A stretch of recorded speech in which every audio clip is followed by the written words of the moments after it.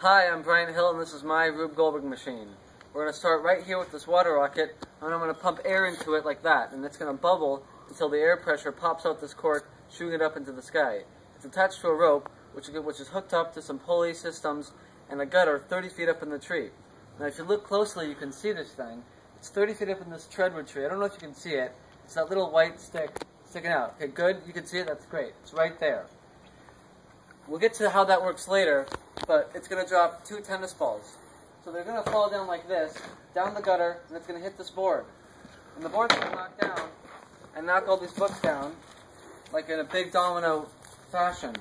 The last book right here is going to pull that rope and knock over the ruler, which is going to move this car forward because the remote's using radio waves to control the car, which is a form of electromagnetic radiation, which is also a form of light.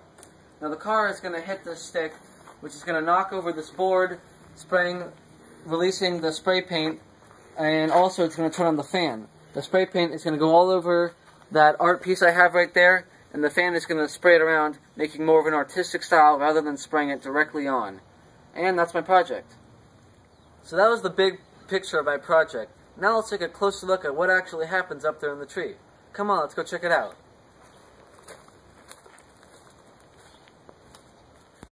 So here we are, 30 feet up in this redwood tree, standing by this 10-foot length of rain gutter right here. It's tied up to the tree with some lashings I tied, and over here. So how there's 2 tennis balls in the gutter, and they're being stopped by this cardboard door right here. Cardboard door is tied with taped rope, which goes up to a pulley over here, which is also tied with some lashings. And it's connected down here. This is a slip knot right here, and the other end of the rope goes down to the water rocket you saw earlier.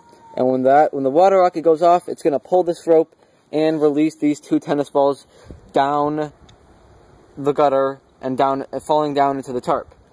And it's going to work something like this. I'm going to pull it, and it's going to work like that.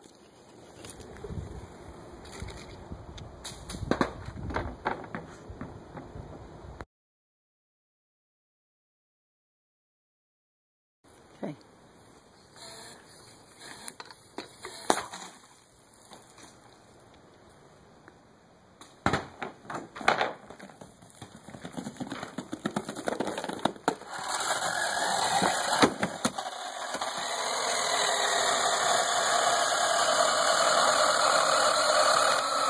So of course, throughout this long duration of making this project, I ran into a good number of Edison moments and big setbacks.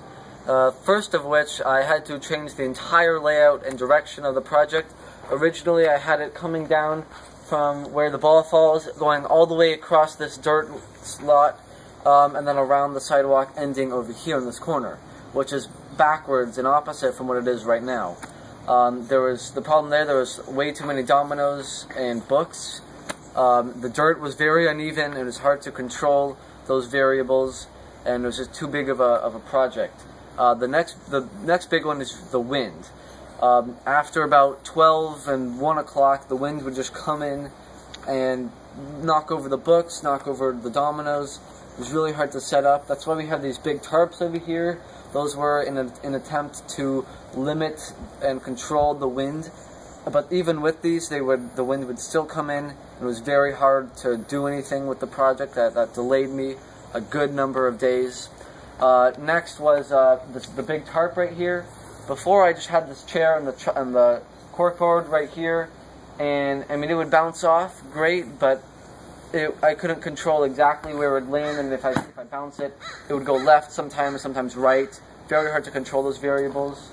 I could have gone inside with this project and controlled limit. I would have had no wind in there, but I wanted to have the gutter in the tree. That was one of the main important parts of this project that I really liked, and I stuck with it, and so I made the funnel to work with both of those ends, and that's how I got the project.